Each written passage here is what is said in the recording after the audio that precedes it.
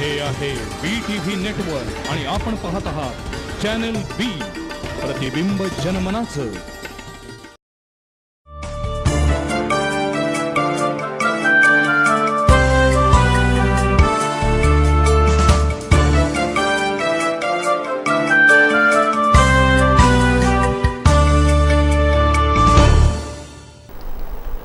नमस्कार. संवाद प्रतिवाद या आमच्या विशेष कार्यक्रमामध्ये आपल्या सगळ्यांचं मनापासून स्वागत. खरं तर अन्न, वस्त्र, निवारा या माणसाच्या मूलभूत गरजा म्हणून ओळखल्या जातात आणि या मूलभूत गरजा तरी मायबाप सरकारनं पुरवाव्यात अशी लोकांची अपेक्षा असते. अन्न, पाणी या जे काही मूलभूत गरजा आहेत त्याच्याबद्दल स्वातंत्र्यानंतरच्या 60 वर्षामध्ये आपल्या देशात आपण किती स्वावलंबी झालो हा आता एक संशोधनाचा विषय आहे. कारण अजूनही अनेक शहरांमध्ये, अनेक गावांमध्ये पाण्याचा प्रश्न भेडसावतोय. कोल्हापूरचा पाण्याचा प्रश्न काही नवीन नाही. जवळपास गेले 30 ते 35 वर्ष कोल्हापूरकर स्वच्छ आणि मुबलक पाणी मिळावं अशी अपेक्षा करतायत. आणि मग खरं तर कोल्हापूर हे पाण्याच्या दृष्टीनं सधन असा जिल्हा आहे. म्हणजे आपली नदी 12 महिने वाहत असते आणि नदी आपल्या उशाशी आहे. तरी सुद्धा कोल्हापूर जिल्ह्यामधील, कोल्हापूर शहरामधील अनेक भागांना स्वच्छ आणि पुरेसा पाण्याचा पुरवठा होत नाही ही वस्तुस्थिती होती आहे. आणि मग या पार्श्वभूमीवरती कोल्हापूरला स्वच्छ पाणी मिळावं, मुबलक पाणी मिळावं यासाठी काळंबावाडी धरणातून थेट पाईपलाईनद्वारे पाणी आणण्याचा प्रस्ताव तयार झाला. आणि मग थेट पाईपलाईनचा प्रस्ताव गेले 30 ते 35 वर्ष चर्चेमध्ये आहे. या सगळ्या पार्श्वभूमीवरती गेल्या महिन्यामध्ये केंद्र सरकारनं कोल्हापूरकरांची जी महत्वाची मागणी होती थेट पाईपलाईन योजनेची त्याला मंजुरी दिली. आणि त्यानंतर अचानक कोल्हापुरामध्ये पुन्हा एकदा श्रेयवादाचं संपूर्णपणे वादळ आलं. त्यानंतर मग कोल्हापुरातल्या काही ज्येष्ठ नेत्यांनी सांगितलं की याच्यामध्ये श्रेय असेलच तर ते कोल्हापूरच्या जनतेचं आहे. कारण कोल्हापूरची जनता गेली 30-35 वर्ष स्वच्छ पाणी मिळावं, ही थेट पाईपलाईन योजना पूर्ण व्हावी यासाठी पाठपुरावा करत होती. त्यामुळे जर कोणाला श्रेय द्यायचंच असेल तर ते या जनतेचं आहे. त्याच्यानंतर थेट पाईपलाईन योजना कशा पद्धतीनं व्हावी, त्याच्यामध्ये कसा पारदर्शीपणा असावा आणि अन्य जे काही प्रकल्प कोल्हापुरात आले आणि बिघडले तशी परिस्थिती थेट पाईपलाईनच्या बाबतीत येऊ नये यासाठी कोल्हापुरातील जनतेच्या वतीनंच एक फोरम तयार झाला. उद्देश हाच आहे की ही योजना अतिशय चांगली आहे, ती पूर्ण व्हावी, त्याच्यामध्ये कुणीच खो घालू नये आणि ती योजना पूर्ण होत असताना त्याच्यामध्ये पारदर्शीपणा असावा, त्याच्यामध्ये तांत्रिक दृष्ट्या योग्य त्या गोष्टीची खबरदारी घ्यावी. आणि म्हणून हा फोरम आकाराला आला. आज मला याच विचार चर्चा करायची आहे की थेट पाईपलाईन योजना कोल्हापूरच्या आता दृष्टिक्षेपात आलेली आहे, पण ती कशा पद्धतीनं असली पाहिजे, हा फोरम करावा असं का वाटलं, या फोरमची उद्दिष्ट काय आहेत, काय अपेक्षा आहेत, त्यासाठी आज आमच्या स्टुडिओमध्ये आलेले आहेत निवृत्त शहर अभियंता श्री DS भोसले साहेब. त्यांचं स्वागत आहे. त्याचबरोबर महाराष्ट्र जीवन प्राधिकरणामध्ये ज्यांनी निवृत्त अधीक्षक अभियंतापर्यंत काम केलंय असे श्री दिलीप ठकार साहेब, त्यांचे स्वागत आहे. कोल्हापूर कॉलिंग या माध्यमातून कोल्हापूरच्या विविध प्रश्नांना वाचा फोडून त्याच्यातून एक सकारात्मक असं उत्तर शोधावं यासाठी प्रयत्न करणारे उद्योजक पारसभाई ओसवाल, त्यांचे स्वागत आहे. आणि महाराष्ट्र जीवन प्राधिकरणामध्येच ज्यांनी उपअभियंता म्हणून निवृत्ती घेतली असे मान्य श्री सुभाष पोफळे साहेब, चौघांचे स्वागत आहे. खरं तर याच्या पूर्वी आपण जाहीरपणानं काही मीटिंग घेतलेल्या आहेत, त्याच्यामध्ये तुम्ही तुमची भूमिका मांडलेली आहे. आपल्या सगळ्यांनाच कोल्हापूरला थेट पाईपलाईन योजना होती याचा आनंद नक्कीच आहे. ती योजना पूर्ण व्हावी अशीच आपली अपेक्षा आहे. ती कुठेही रखडावी, थांबावी अशी आपली कुणाची अपेक्षा नाही आहे. त्याच्यामध्ये कुठेही कुणी खो घालावा अशी आपली इच्छा नाही आहे. तरी सुद्धा मला सांगा, सुरुवात मी तुमच्यापासून करणार आहे, मला थोडक्यात सांगा की अशा पद्धतीचा फोरम करण्याची गरज का भासली? एकंदर आतापर्यंत कोल्हापुरात झालेली कामं हे आपण बघितले, रस्ते असून दे, नगरस्थानचे रस्ते, म्हणजे सगळ्या कामात का अडतात ह्याचा ज्यावेळी आम्ही विचार केला त्यावेळी टेक्निकल माहिती किंवा कोल्हापूरची गरज ही लक्षात न घेता काही प्रकल्प दिले जातात. तर आता हे थेट पाईपलाईन होताना निदान ते आता मंजूर झाल्यानंतर व्यवस्थित व्हावी, पारदर्शकता असावी आणि चांगल्या क्वालिटीचं काम मिळावं. उत्कृष्ट क्वालिटीचं काम कोण देऊ शकतं?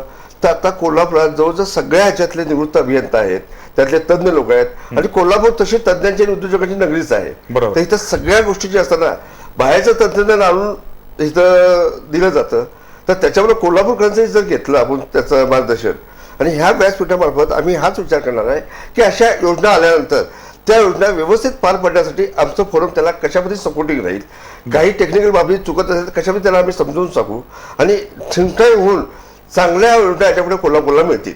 थिंक टँक होऊन त्याच्याबद्दल एक सकारात्मक विचार करून ती योजना पूर्णत्वास जावी आणि ती जास्तीत जास्त बिनचूक असावी.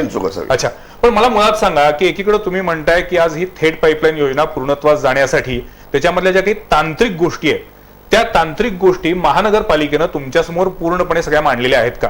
कारण आता आपण बोलतोय पण दुसरीकडं महानगरपालिकेनं या थेट पाईप योजनेचं टेंडर फ्लोट केलेलं आहे आणि माझ्या माहितीप्रमाणे 24 फेब्रुवारी पर्यंत ते टेंडर आहे आणि त्या टेंडरमध्ये जे काही क्लॉजेस आहेत त्याच्यामध्ये ज्या अटी शर्ती आहेत त्या अटी शर्ती तुम्हाला सगळ्यांना माहिती आहेत का?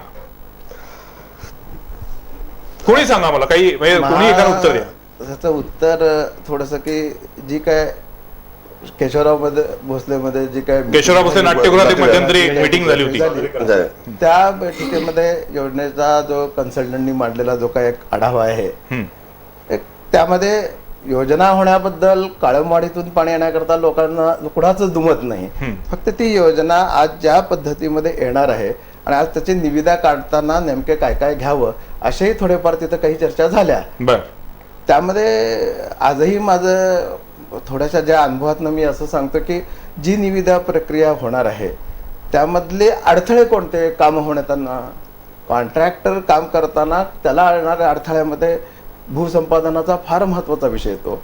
तो कुठेतरी महानगरपालिकेतर्फे त्यांचं महानगरपालिकेचं त्यावेळेचं म्हणणं असं आहे की कुठेतरी PWD आणि कॅनलच्या अलाइनमेंट मधनं पण कुठं ना कुठेतरी खाजगीमध्ये त्यांचं लँड ॲक्विजिशन जे काय लागणार आहे तेही ह्या निविदा प्रक्रिया फायनल पूर्ण व्हायच्या अगोदर ते व्हावं. अतिशय महत्वाचा मुद्दा आहे. मी मगाशी या संदर्भामध्ये कोल्हापूर महानगरपालिकेचे जल अभियंत्यांशी सुद्धा संपर्क साधला आणि त्यांच्याशी बोललो आणि त्यांना खरं तर आज आम्ही इथं बोलवलं होतं पण काही कारणामुळे ते येऊ शकलेले नाहीयेत किंवा कोणीतरी असं काही कारण निर्माण केलं असावं की ते इथं येणार नाहीत अशी परिस्थिती निर्माण केली असावी पण आज ते आलेले नाहीत. खरं तर आजच्या चर्चेमध्ये महानगरपालिकेचे कोणी ना कोणी प्रतिनिधी पाहिजे होते पण दुर्दैवानं आता आजकाल असं झालेलं आहे की या चर्चेसाठी उघडपणानं बोलायला अधिकारी तयारच होत नाहीत आणि इथे बोलवण्यामध्येच आमची जी निम्मी एनर्जी आमची त्यामध्ये जाते.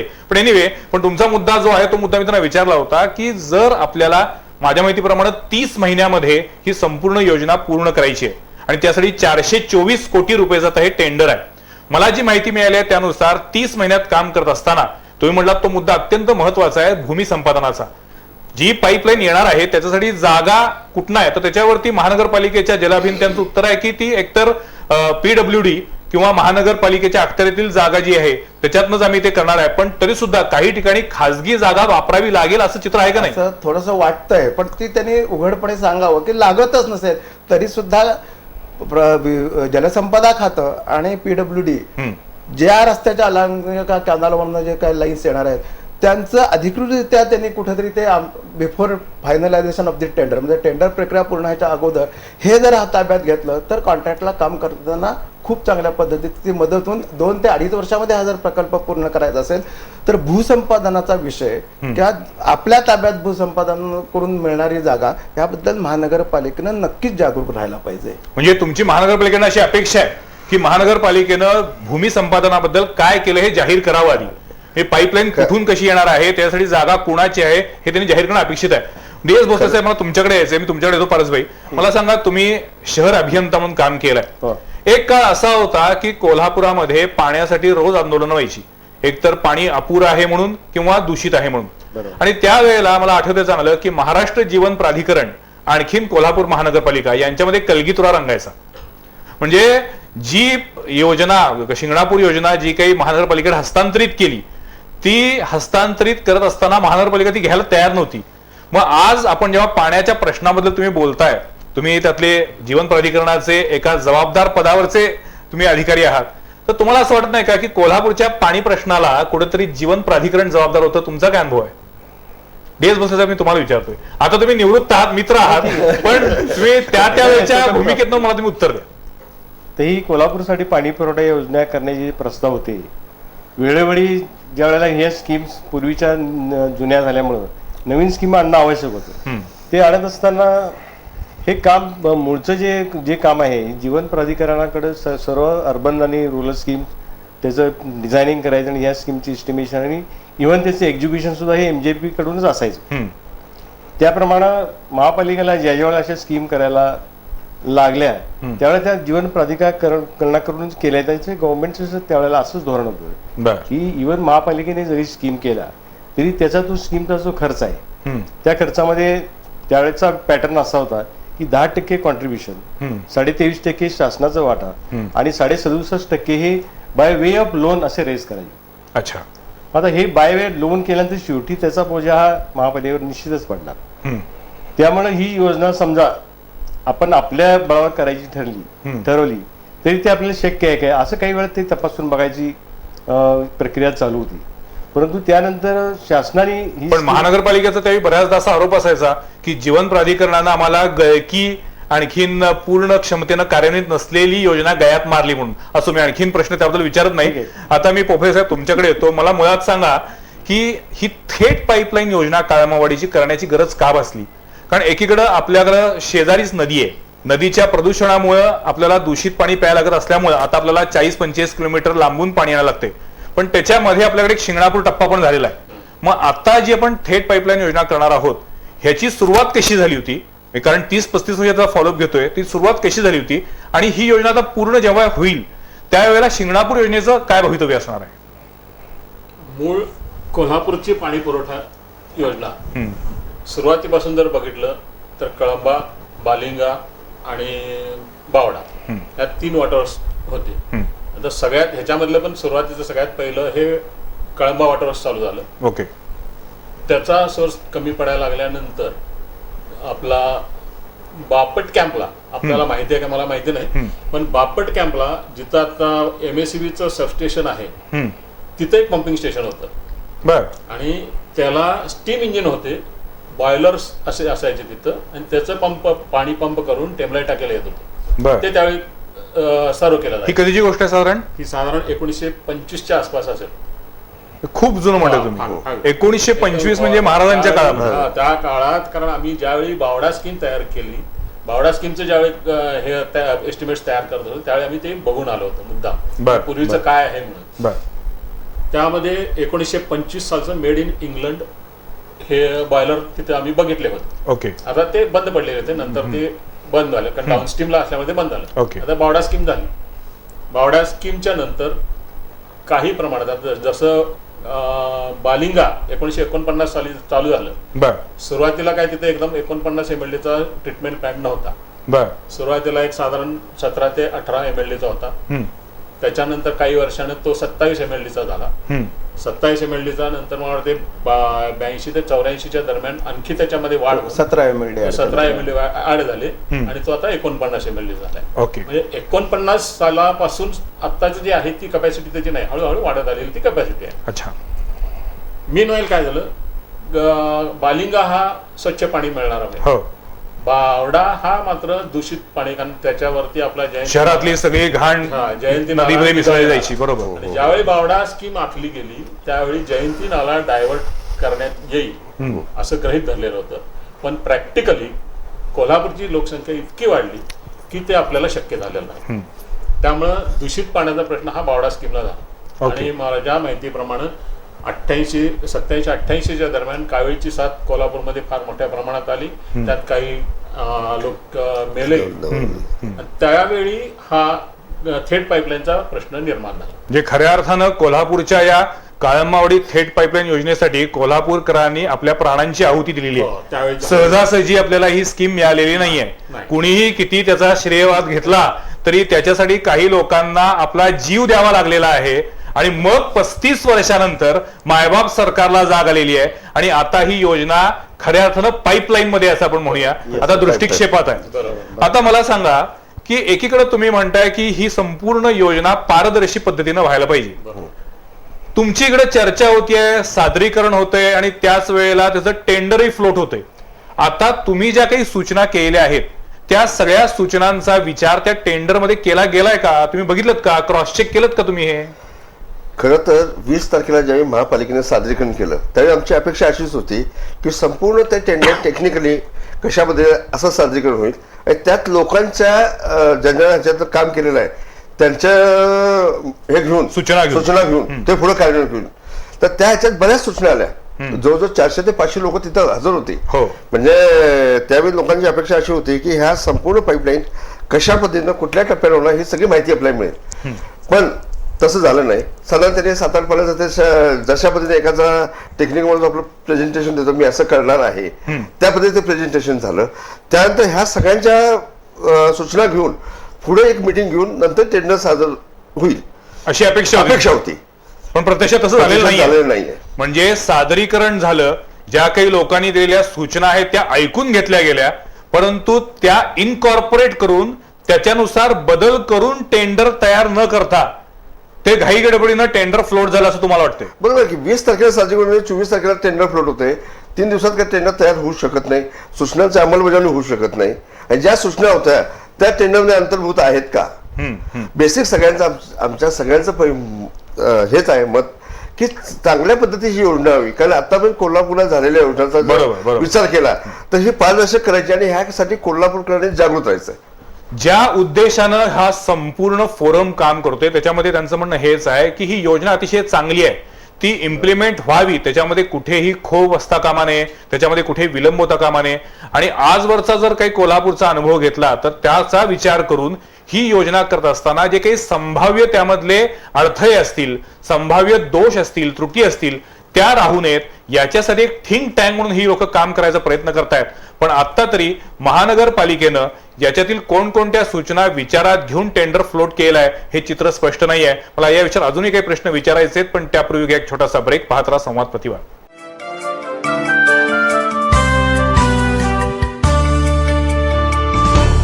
प्रतिष्ठेचं रेडी पोझिशन घर आणि आता अविश्वसनीय दर. पूजा बिल्डर्स अँड डेव्हलपर्स रौप्य महोत्सवी वर्षात देत आहे 11 भाग्यवंतांसाठी खास ऑफर. नियोजित वंडर 11 मधील 7व्या मजल्यापर्यंतचे फ्लॅट रेडी आणि संधी थोडी. भाग्यवान ग्राहकांना मिळेल भाग्यशाली ऑफर. वॅट, सर्व्हिस टॅक्स आणि अन्य कोणतेही चार्जेस नाहीत. या, प्रत्यक्ष पहा, बुकिंग करा आणि लगेच राहायला या. नागाळा पार्कातील वंडर 11 मध्ये 7 मजल्यापर्यंतच्या मोजक्याच फ्लॅटसाठी ही ऑफर, तीही मर्यादित कालावधीसाठी. अधिक माहितीसाठी संपर्क Pooja builders and developers, Nagala park, Kolhapur. Phone 268-8303. Luxury, ambience, taste, facilities. Hotel Chaitali. तुम्ही यावं, तृप्त व्हावं असं नवं हॉटेल.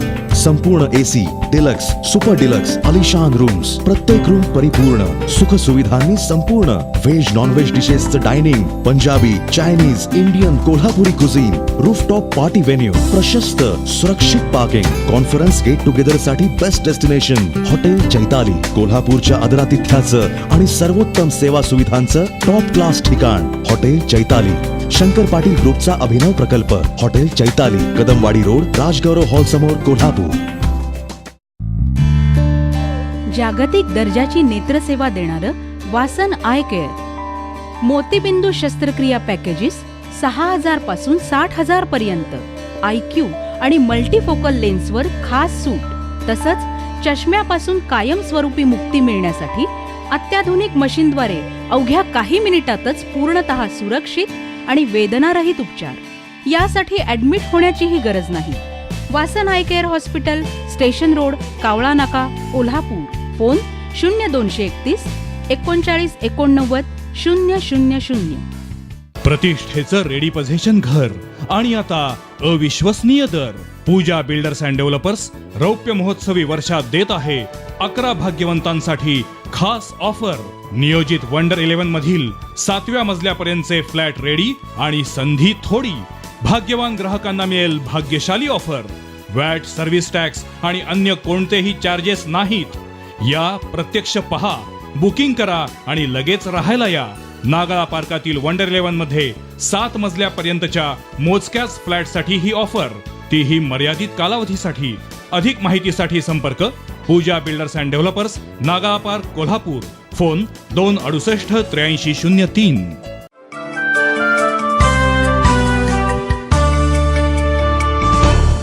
ब्रेक नंतर पुन्हा एकदा आपल्या सगळ्यांचं स्वागत. संवाद प्रतिवाद मध्ये आज आपण बोलत आहोत कोल्हापूरसाठी जी काही काळंबावाडीतून थेट पाईपलाईन योजना होतीये ती निर्दोष कशी होईल, ती अधिकाधिक पारदर्शी कशी होईल, यासाठी जो काही फोरम तयार झाले आहेत त्यांच्या नेमक्या अपेक्षा काय आहेत याबद्दल. आता आपण मगाशी म्हटलं त्या पद्धतीनं ही योजना तर पूर्ण होणं ही कोल्हापूरची काळाची गरज आहे, त्याच्याबद्दल दुमतच नाही. त्याच्यामध्ये कुणीच त्याच्यासाठी खो घालू नये ही आपली सगळ्यांचीच प्रामाणिक इच्छा आहे. आता महत्वाचा विषय असा आहे की एकीकडे तुम्ही तुमचे जे काही त्याच्याबद्दलच्या सजेशन्स आहेत, सूचना आहेत, त्या तुम्ही मांडताय. महानगरपालिकेनं एक त्याच्या संदर्भामध्ये सादरीकरण केलं आणि तुमचं सगळ्यांचं ऐकून घेतलं. प्रत्यक्षात त्यातलं किती स्वीकारलं किती नाकारलं हा भाग 2 मिनिटं बाजूला ठेवूया, पण एक प्रकारे तो थोडासा फार्स होता असंही आता काही लोकांना वाटतंय की ते सादरीकरण म्हणजे तुमचं एकदा मी ऐकून घेतलं असं एक सांगितलं, कारण त्यानंतर अवघ्या 3 दिवसामध्ये टेंडर फ्लोट केलं आणि त्या टेंडर मधल्या अटी शर्ती काय आहेत याच्याबद्दल अजून पूर्णपणे सगळ्यांना माहिती नाहीये. पण माझ्या माहितीनुसार सगळ्यात पहिली महत्वाची जी याच्यामधला एक अडथळा ठरू शकतो की जो आपण रस्ते विकास प्रकल्पाबद्दल अनुभव घेतलेला आहे की 120 कोटी रुपयाचा प्रकल्प 500 कोटीवर गेला असं कंपनी सांगते. तशा पद्धतीनं आज हा 424 कोटी रुपयाचा जो काही थेट पाईपलाईनचा प्रकल्प आहे हा 30 महिन्यात पूर्ण करायचा आहे आणि त्याच्यामध्ये कॉन्ट्रॅक्टरला प्राइस एस्केलेशन म्हणजे दरवाढ देणार नाहीये असं महानगरपालिकेने सांगितलेलं आहे. पण मला सांगा की याच्यामध्ये जर काही विलंब झाला, 2.5 वर्षामध्ये 30 महिन्यामध्ये हा प्रकल्प पूर्ण होऊ शकला नाही तर त्या कॉन्ट्रॅक्टरवर कारवाई करण्याचे अधिकार कुणाकडे आहेत हा पहिला प्रश्न. दुसरी गोष्ट, या संपूर्ण प्रकल्पाच्या इम्प्लिमेंटेशन मध्ये अंमलबजावणीमध्ये तुमच्या दृष्टीनं संभाव्य अडचणी किंवा अडथळे कुठले कुठले असू शकतील? 6 प्रकल्प 2.5 वर्षात पूर्ण करायचं जे नियोजन महानगरपालिकेनं आखलेलं आहे त्यामधील महत्वाचा भाग हा ठेकेदारानं ते काम 2 ते 2.5 वर्षात पूर्ण करण्याचा अपेक्षित आहे. हो, अशा वेळेला भूसंपादन, प्राइस एस्केलेशन म्हणजे भाववाढ आणि निर्माण झालेले वाद सोडवण्याकरताची एक यंत्रणा जे आर्बिट्रेशन क्लास खाली वगैरे येतं ते मला जे कळालंय त्याप्रमाणे प्राइस एस्केलेशन ह्या टेंडरला नाहीये. बरोबर. दुसरा की त्यात आर्बिट्रेशन क्लासही त्यांनी लागू केलेला नाही. म्हणजे जर यातनं काही वाद निर्माण झाला तर तो वाद सोडवायचा कुणाकडे अजून क्लिअर नाही. म्हणजे ह्या दृष्टीने माझ्या दृष्टीने कसं आहे की ठेकेदाराला जी काम करताना येणाऱ्या अडचणीतून निर्माण होणारे जे वाद आहेत ते सोडवताना कॉर्पोरेशन त्यांची ती शेवटी एक कॉर्पोरेशन ही त्याच्यामध्ये एक पार्टी आहे, ते प्रयत्न करेल. पण जे वाद कॉर्पोरेशन आणि याच्यामध्ये जेव्हा आर्थिक ह्याच्यामध्ये कुठे ना कुठेतरी जर वाद आले किंवा भूसंपादनामुळे निर्माण होणारे प्रश्न आले, काही ठिकाणी जर पाईपलाईन वर घ्यायची पाळी आली, संपूर्ण अंडरग्राऊंड आहे असं आज म्हणतो पण काही ठिकाणी ती वर येणार, अशा वेळेला निर्माण होणारे जे हे एक्स्ट्रा टर्म्स किंवा जादा ह्या सगळ्या करता काही वेळेला वाद निर्माण होतात आणि मग ती योजना रखडती. आमच्या दृष्टीने याकरता कॉर्पोरेशनने आजही निविद प्रक्रिया अजूनही ती फायनल झालेली नाही, त्याचेही मुद्दे विचारात घ्यावे असं एक माझं प्रामाणिक मत आहे. अतिशय महत्वाचा मुद्दा आहे की कुठली योजना इम्प्लिमेंट करत असताना काही तत्कालीन विषयातनं वाद निर्माण होऊ शकतो, तो वाद सोडवायचा कोणी, कारण पुन्हा जर ते न्यायालयात बाब गेली तर मग ते आणखीनच दिरंगाई होण्याची सुद्धा शक्यता असते. मला आता सांगा, टेक्निकल लेवलला आज आपण जे काही विचार केला आहे त्याच्यामध्ये कोल्हापूर शहराच्या आता सध्याच्या रचनेचा आणखीन 2050 पर्यंतच्या लोकसंख्येचा विचार केलाय, पण भविष्यात जर कोल्हापूरची हद्दवाढ झाली तर पुरेसं पाणी या थेट पाईपलाईन योजनेतून मिळणार आहे का, तसा काही विचार केलाय का? यामध्ये जे आता सध्या प्रस्तावित 17 गावं हद्दवाढीमध्ये धरलेली आहेत त्याचा खरं म्हणजे निदान तेवढ्या पॉप्युलेशनचा तरी विचार करणं ह्याच्यामध्ये गरजेचं होतं. पण परवा जे सादरीकरण केलं त्यामध्ये तर त्यांनी कुठलीही गावं इन्क्लूड केलेली नाहीत असं सांगितलेलं आहे. बर. फक्त ज्या 7 गावांना सध्या काहीतरी पाणी दिलं जातं त्यांचं तेवढा त्यांनी धरलेला आहे, म्हणजे डिमांड धरलेला आहे. बर. पण आता ऍक्च्युली स्कीमचं जर बघितलं 23 तास पंपिंग धरले. बर. म्हणजे मार्जिन फार कमी आहे. जर समजा काही गावं वाढली तर थोडासा तास पंपिंग वाढवून आपण ते मॅच करू शकतो आपल्या ह्याच्यामध्ये. ऍक्च्युअली ते 20 तास जर पंपिंग असतं तर ते आपण मॅच करू शकलो असतो. पण आता एवढी क्रिटिकल ही योजना आहे की याच्यामध्ये वाढ करू शकत नाही तुम्ही, पॉप्युलेशन ऍड करू शकत नाही, त्यामुळे त्यांना पाणी देणं अत्यंत म्हणजे अवघड होणार आहे. शिवाय ह्याच्याशिवाय सिस्टीम लॉस, डिस्ट्रीब्युशन लॉसेस जे सध्या जे आहेत ते किती % धरलेत? म्हणजे पाणी उपसा करणं आणि प्रत्यक्ष घरामध्ये नळाला पाणी येणं याच्यामध्ये जे काही डिस्ट्रीब्युशन लॉसेस असतात आणि आपल्याकडे तर इतक्या पाईपलाईन गळक्या फुटक्या मोडक्या आहेत की त्यामुळे हा डिस्ट्रीब्युशन लॉसेस किती % कन्सिडर केला? सध्या जे स्कीम मध्ये जे त्यांनी धरलेलं आहे ते 15% सिस्टीम लॉस धरलेला आहे. बर आपल्याला माहिती आहे, आपण गेली कित्येक वर्ष बघतोय डिस्ट्रीब्युशन मध्येच सध्या 30 ते 40% हे लॉसेस आहेत. हो. कारण पाणी उपसा होणार आणि बिलिंग होणार याच्यामध्ये तफावत आहे. आता त्याच्यामध्ये काही कॉर्पोरेशनच्या बागांना पाणी जाणार वगैरे वगैरे हे जरी सोडलं तरी लॉसेस हे आहेतच. हो त्यामुळे 15% लॉस धरून जर डिझाईन केलेला असेल तर आत्ता जेवढं आपण पाणी घेतो आणि पंप जे कळामोडी येणार त्याच्यामध्ये काही तफावत राहिली तर ती मॅच करणं हे अवघड जाईल असं मला वाटतं. पण मला DS भोसले मला तुम्हाला विचारायचंय की एक मुद्दा मी समजा म्हणजे हा. यांनी जो मुद्दा तो उपस्थित केलाय की बाहेरची गावं जर इन्क्लूड झाली हद्दवाढ झाली तर हद्दवाढ झाल्यानंतर- तशी जर राजकीय इच्छाशक्ती झाली तर लोकांचा जर दबाव वाढला तर लोकांचा दबाव वाढलेला आहे. यामध्ये हद्दवाढ होणं हे नाही, जरुरीच जरुरीच आहे. नाही, तो पुन्हा एक वेगळा वादाचा मुद्दा आहे. हद्दवाढ होणं गरजेचं आहे हे अनेक जण म्हणतायत, पण राजकीय सोय अजूनी लोक विसरत आणि नाही. त्यामध्ये केंद्र शासनाचा निकष एक असा आहे की मी ते युनिटी कन्सल्टंटच्या याच्यात थोडंसं मला वाचायला मिळालं की ही जी हद्दवाढ होण्या ही जी गावं आहेत ह्यांना महानगरपालिकेनं पाणी देणं गरजेचं आहे. आता काही दिलं पण नाही. अशा त्याच्यावरती चर्चा आज त्या लोकसंख्या जरी घेतली नसली तरी ही भविष्यात येणार त्या दृष्टीने जे नाही, पण नियोजन केशवराव करायचं भोसले- आहे, साजरी फारच नाही, करण्यात इथं आला. झाला. केशवराव भोसले नाट्यगृहात जेव्हा या संदर्भातलं सादरीकरण झालं त्यावेळेला भविष्यात जर हद्दवाढ झाली तर जी गावं कोल्हापूर शहरामध्ये सामील होणार आहेत त्यांचा विचार केला पाहिजे, हा मुद्दा आला नाही. आलेला विचार आलेला त्याच्यावरती माननीय मंत्रिमंडळाने सांगितलेलं वेगवेगळ्या ज्या जलधारा आपल्या भारत जलधारा निकाल स्कीम आहेत हा. त्या अंडर तिथं आपण पाणी देणार आहोत. म्हणजे थेट पाईपलाईनचा विषय त्यामध्ये नाही. इंटरनल पाईपलाईनचा अच्छा पाणी हेच पण आतल्या पाईप्स वाढवायला लागल्या. ओके. आता गाव वाढले तर त्याला पाईप्स आतल्या इंटरनल द्यायला पाहिजे. हो. त्यासाठी त्या वेगवेगळ्या आपल्या भारत सरकारच्या कुठल्या हा विषय आहेत. खूप कठीण आहे. नाही, पुन्हा एकदा या ठिकाणी आज महानगरपालिकेचे प्रतिनिधी किंवा जे काही कन्सल्टंट आहेत त्यांचे प्रतिनिधी पाहिजे होते. आम्ही त्यांना बोलवण्याचा प्रयत्न केला, वारंवार संपर्क साधला, पण त्यांनी इथं येण्यासाठी असमर्थता दर्शवली. त्यांना स्पष्टपणे बोलायचं नव्हतं का त्यांच्यावरती कुणाचं दडपण होतं काही माहित नाही, पण आज हे लोक इथं आलेले नाहीत बोलून सुद्धा. Anyway, मला महत्त्वाचं विचारायचं ह्याच्यावर न यायचं कारण काय? हे सगळ्यांच्या Exactly, आणि positive माझं स्पष्ट म्हणणं आहे, ह्या चर्चा आहे. सगळ्या याच्यामध्ये योजना- उलट याच्यावर ह्या सगळ्या योजना नागरिकासाठी अगदी आहेत बरोबर. आणि नागरिकासाठीच तुम्ही तिथे बसलाय. महापालिका नागरिकाच्या कामासाठीच आहेत अधिकारी लोक, तर त्यांनी येऊन सांगायलाच पाहिजे. तुमचं आणि आमच्या माझं काही एक म्हणणं आहे. गैरसमज असेल तरी दूर होतं ना. अगदी बरोबर. इव्हन त्याला आम्हाला मार्गदर्शन करण्याची सूचना हा पुढे कार्यवाही करणार आहे. पारसभाई म्हणून तर आम्ही नेहमी सांगतो की आमच्या या कार्यक्रमाचं नावच संवाद प्रतिवाद आहे. आधी संवाद साधून अनेक प्रश्न खरं तर क्लिअर होतात, सोल्युशन मिळतं. एनिवे, मला दुसऱ्या एका मुद्द्याकडे जो पहिल्या सेगमेंटमध्ये मी विचारलो त्या मुद्द्याकडे यायचंय की आता जेव्हा थेट पाईपलाईन योजना पूर्ण होईल त्याच्यानंतर आता आपण जे शिंगणापूरवरनं पाणी लिफ्ट घेतोय, पाणी उपसा करतोय, ते आपण स्टँड बाय म्हणून ती योजना इथं ठेवणार आहे की ती पूर्ण बंद करणार, त्याचा काही विचार झालाय का याच्यामध्ये कुठे? योजनेप्रमाणे जर बघितलं तर ते सगळे वॉटर हे बंद होतील. म्हणजे जॅकवेल बंद होईल शिंगणापूरची, सगळं आपण ह्यालाच गेलं एका बंद होईल, बावड्याची पण बंद होईल असं दिसतंय. म्हणजे आत्ताच्या ह्याच्याप्रमाणे सोर्सेस कुठल्या सोर्स मधून किती एमएलडी मिळणार हे जे दिले त्यामध्ये ही एक्झिस्टिंग वॉटर लिफ्टिंग पंपिंग दिसत त्याला नाही. स्टँड बाय अरेंजमेंट अशी Full सध्या तरी काही capacity झालेली दिसत नाही. ठाकरे साहेब, तुमचं काही वेगळं मत आहे का? हा, मुळामध्ये कसं होतं की 2017 किंवा 2018 आपल्याला ह्यातनं जर आज पाणी सुरू झालं तर 2018च्या आसपास आपल्याला पाणी मिळेल.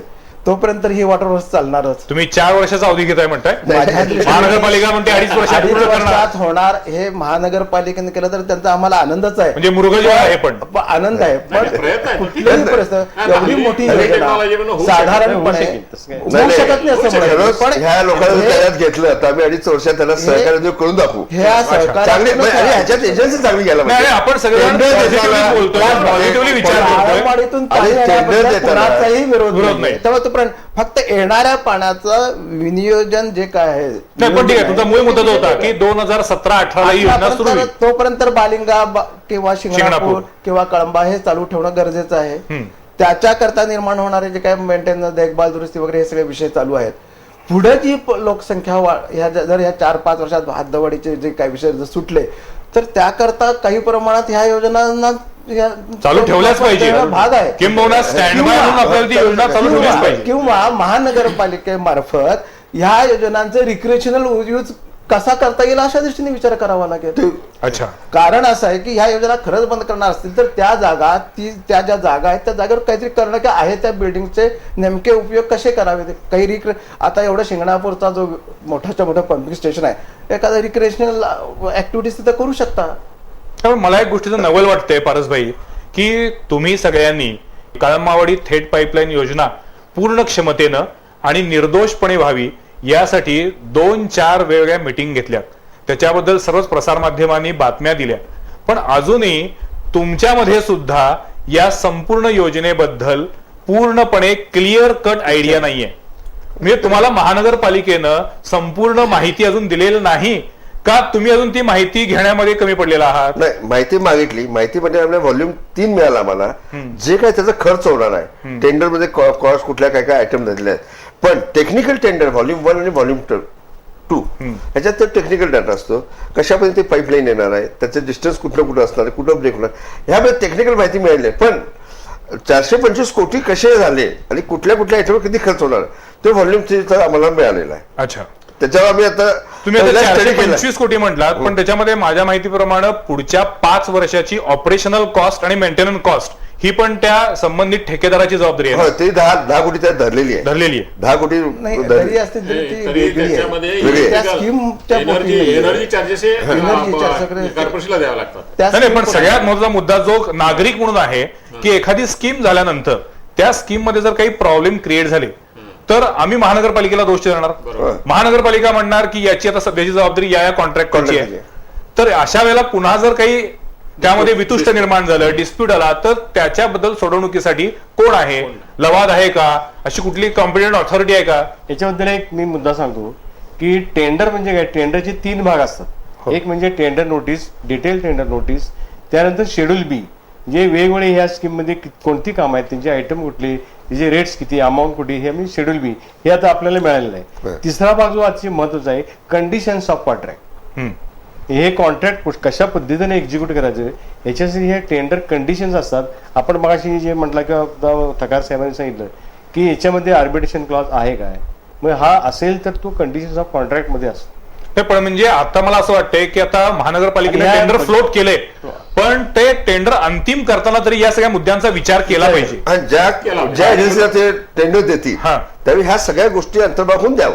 आणि खरंच मला ठका साहेब तुम्हाला एक प्रश्न विचारायचा, तुम्ही ह्या वर्षात म्हणजे कॉन्ट्रॅक्टर, सरकारी अधिकारी आणि नागरिक सगळेच तुमच्या ह्याच्यात आलेले आहेत, तुम्ही त्या ह्याच्यात, पण खरोखर प्रामाणिक चांगलं काम करण्याला टेंडर दिलं जाते का? हा प्रश्न खरं तर मी विचारणारच होतो, तुम्ही विचार बरं झालं. हा प्रश्न प्रामाणिकपणे काम करण्याला बाजूला ठेवलं जातं. ही प्रक्रिया ऑनलाईन आहे. ह्या केपीची एक सगळ्यात चांगली ऑनलाईन प्रक्रिया आहे. 423 कोटीचं टेंडर फ्लोट केलंय. तर अपेक्षा महानगरपालिकेची जशी असेल तशी आपली असेल की चांगले कॉन्ट्रॅक्टर त्याच्यामध्ये यावे आणि त्यांनी ते करावं. आणि त्यात चांगले कॉन्ट्रॅक्टर्स येणार असतील तर मी मगाशी जे तुम्हाला म्हटलं की price escalation, land acquisition, arbitration हे जे महत्वाचे मुद्दे जर त्यांनी जर क्लिअर झाले नाहीत तर त्याच्यामध्ये होणारे नंतरचे जे अडथळे आहेत त्यातनं ती योजना जी रेंगाळणार आहे ती कृपया कोल्हापूरकरांना ते होऊ नये ह्या दृष्टीने मी या गोष्टी खरं म्हणजे मला आता ही जी काही 424 कोटी रुपयाची योजना आहे त्याच्यामध्ये डीएसआर रेट कुठल्या वर्षीचा धरलाय? माझ्या माहितीप्रमाणे 12-13 रेट धरलेला आहे. तुमची माहिती ही ऑथेंटिक माहिती असं आता आम्ही समजतो. महानगरपालिकेच्या आपल्याकडे आलं. त्यातील एक दुसरा महत्वाचा की ज्या वेळेला केशवराव भोसलेमध्ये ही मिटिंग झाली त्याच वेळेला नेटवर हे स्कीम पब्लिश करायचं असं ठरलेलं होतं. ते जर झालं असतं तर बऱ्यापैकी आम्हाला ही माहिती मिळून आणि काहीतरी आम्हाला तुमच्या जे ठरलं तेही आदर्शचा पूर्ण डाटा घेतलेला आहे. नाही, आता अतिशय महत्वाचा मुद्दा ठकार साहेबांनी सांगितलेला आहे की केशवराव भोसले नाट्यगृहामध्ये जेव्हा या संदर्भात सादरीकरण झालं, जी काही मिटिंग झाली त्याच्यामध्ये या संपूर्ण स्कीमची माहिती नेटवर टाकायची असं ठरलं होतं, पण प्रत्यक्षात तसं झालेलं नाही. महानगरपालिकेच्या सर्व वरिष्ठ अधिकाऱ्यांना, आयुक्त मॅडमना माझी विनंती आहे की आपण जर ही चर्चा ऐकत असाल, बघत असाल किंवा कुणाकडनं जर आपल्याला याबद्दल माहिती मिळाली तर हे मुद्दे समजून घ्या. इथे आम्ही तुमच्या विरुद्ध बोलत नाहीये. केवळ आणि केवळ कोल्हापूरची कुठलीही स्कीम ही परिपूर्ण व्हावी, त्याच्यामध्ये नंतर काही अडथळे निर्माण होण्यापेक्षा आपण त्याची प्रिकॉशन आधी घ्यावी यासाठी हे सगळे लोक प्रयत्न करतायत. आणि ही भावना समजून घेतली तर मला वाटतं ही स्कीम ही अन्य स्कीमच्या तुलनेमध्ये खऱ्या अर्थानं पारदर्शी आणि लोकांच्या उपयोगाची स्कीम ठरेल. आज आत्ता तरी मला असं दिसतंय की ज्या काही आतापर्यंत तुम्ही फोरमच्या वतीनं मागण्या केल्या त्या मागण्या फक्त ऐकण्याचं काम केलं आहे, त्यातल्या किती मागण्यांबद्दल गांभीर्यानं विचार झाला, त्याच्याबद्दल अंमलबजावणी झाली, कृती झाली, हे तुम्हीच ठरवा. कारण तुम्हा सगळ्यांच्या मनामध्ये असं कुठेतरी आता आहे की अरे आम्ही एवढं सगळं करतोय पण हा काय नुसता फारसच चाललाय का. म्हणजे एकीकडं केशवराव भोसले नाट्यगृहामध्ये मिटिंग घ्यायची, सादरीकरण करायचं आणि 3 दिवसामध्ये टेंडर फ्लोट करायचं. पण चालू अजूनही वेळ गेलेली नाही आहे. नक्की गेलेलं नाही म्हणून अजूनही तर प्रयत्न आहे, ही तळमळ भीतीच आहे. आपले कन्सल्टंट आहेत, आपले कॉर्पोरेशन अधिकारी आहेत, ह्या फोरमचे टेक्निकल लोक आहेत, यांचे पुन्हाही आपण एकदा मिटिंग घेऊन त्यांच्या टेक्निकल डाटात मला शेवटचा माझा प्रश्न आहे तुम्हाला विचारायचा आहे की आता या सगळ्या परिस्थितीमध्ये एकीकडे टेंडर फ्लोट झालेला आहे, 24 फेब्रुवारी पर्यंत हे टेंडर फायनल होईल अशी अपेक्षा आहे. तर मला सांगा या परिस्थितीमध्ये तुमचा जो काही फोरम आहे याने आता काय ठरवलंय, काय व्हायचं ते होऊ दे असं ठरवलेलं आहे की याच्यामध्ये या गोष्टी झाल्याच पाहिजे, त्याच्यासाठी आम्ही पाठपुरावा करणार, प्रसंगी वाईटपणा घेणार, काय ठरवलंय? खरं म्हणजे बी न्यूजच्या माध्यमातून हा प्रश्न आम्ही आता मांडलेलाच मांडलाच आहे, आहे. त्यामुळे ते तिथपर्यंत म्हणजे आहे, तुमच्या अपेक्षित दृष्टीनं आहे. हा प्रश्न आहे हे तुम्ही कबूल नाही, करताय? नाही, प्रश्न असला ते आता ज्या पद्धतीनं कोल्हापूरचं खरंच कोल्हापूरला चांगले लोक येतील का ह्या सुद्धा मला शंका वाटते. कारण आता कोल्हापूरला ज्या पद्धतीने प्रमोट केलं गेलेलं आहे किंवा इथं कॉन्ट्रॅक्टर फोन प्रमोट नाही, प्रोजेक्ट प्रोजेक्ट केलेला आहे किंवा कॉन्ट्रॅक्टर काम सोडून का जातात ह्याचाही आपल्याला अभ्यास करायला लागला. खरंय.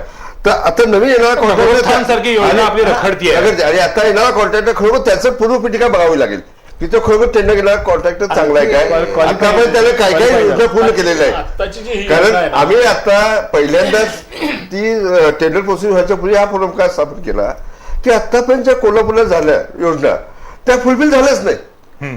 झाल्या असतील तर तुम्हाला जास्त माहिती असेल, पण मला जे दिसतात माझ्या ह्याच्यात तर फुलफिल झाल्या नाही, झाल्या असतील त्या व्यवस्थित झाल्या नाहीत. तर निदान पाईपलाईनची एक खरोखर आदर्श योजना करूया, पूर्ण क्षमतेने पूर्ण क्षमता आदेश होणार. यामध्ये आम्ही सगळे त्यात प्रयत्न करायला तयार आहोत.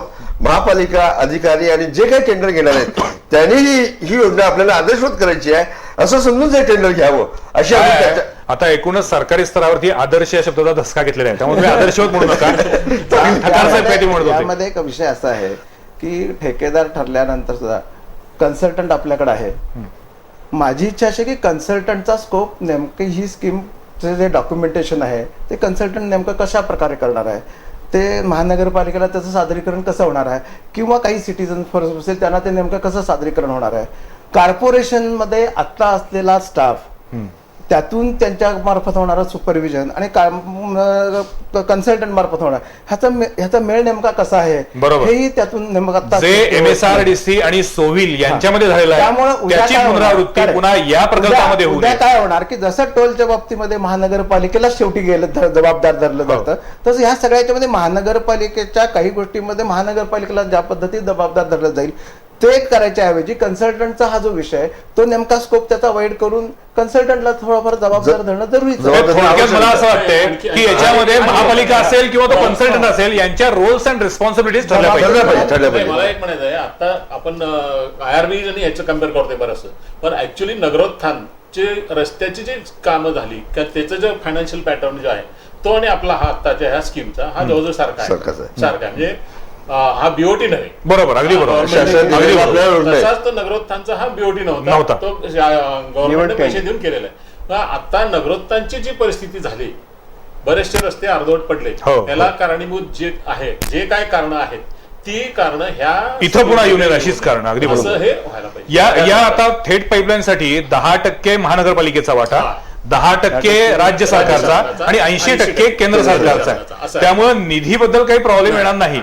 महानगरपालिका सुद्धा आता 10% म्हणजे जवळपास 45 कोटी 40 ते 45 कोटी रुपये त्या हे दिवशी महानगरपालिकेला उभे करायचे. 60 कोटी रुपये उभा म्हणजे करायचे. एक्विशन लँड एक्विशन वगैरे धरून Land acquisition Okay. वगैरे 60 कोटी रुपये. 42 परंतु plus असेल. आता हा जो म्हणजे भाव 60 वाढ वगैरे हे होऊन जे काय ऍडिशनल निर्माण होतील, समजा कॉन्ट्रॅक्टरचा जर टेंडर जादा आलं तर ती पैसे महानगरपालिकेलाच ते पैसे bear करावे पण ज्यादा द्यायचं नाही असं ठरलेलंच आहे त्याच्यात. त्यांचं मेन कंडिशन आहे. नाही, पुन्हा मुद्दा तोच आहे की जर तुम्ही प्राइस मध्ये जर तडजोड केली तर दर्जामध्ये पण तडजोड होऊ शकते.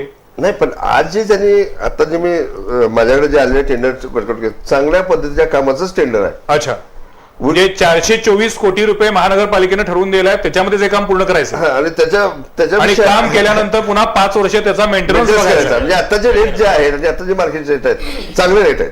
म्हणजे चांगला कॉन्ट्रॅक्टर तर तुम्हाला चांगली पाईपलाईन देणार. नाही, काय होतं पारसभाई, हा. आज आपण म्हणतोय चांगले रेट आहेत, परंतु उद्या हे कॉन्ट्रॅक्टर असतील, हेच उद्या अशी भूमिका घेतील की मला 2012-13च्या DSR नुसार मला काम मिळालं होतं आणि प्रत्यक्षात काम पूर्ण व्हायला 2015, 2016, 2017 साल उजाडलं आणि त्यामुळे म्हणून तर 20 ते 30 हा मुद्दा होता. म्हणून भूमी संपादनचा मुद्दा मला एक असं होता. पाहिजे घालायला ते. भूमी संपादन झालं नाही तर हे होणार आहे. याच्यातला सगळ्यात महत्वाचा मुद्दा आहे भूमी तो तर संपादन. आहे. आणि त्याच्यामध्ये एक असं मला MSRDC मध्ये डिस्ट्रिक्ट म्हणजे डिस्प्यूट रेझोल्युशन बोर्ड म्हणून एक त्यांनी जसं आर्बिट्रेशनच्या ऐवजी असं काहीतरी काढलं असं एक मला कळालं.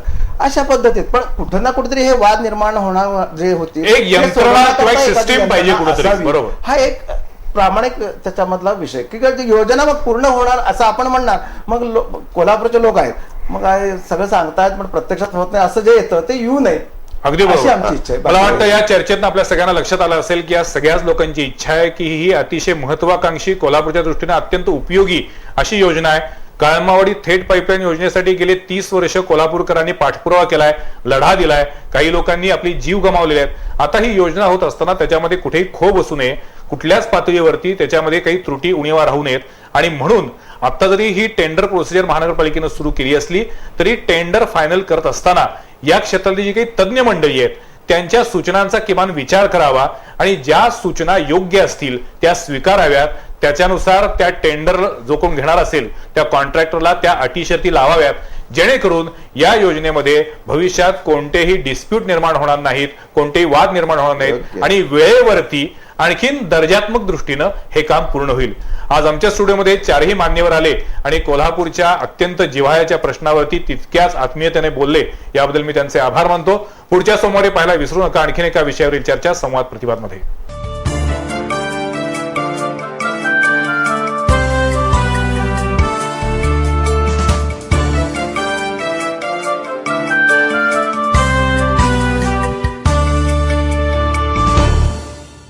हे आहे BTV नेटवर्क आणि आपण पाहत आहात चॅनल B, प्रतिबिंब जनमनाचं.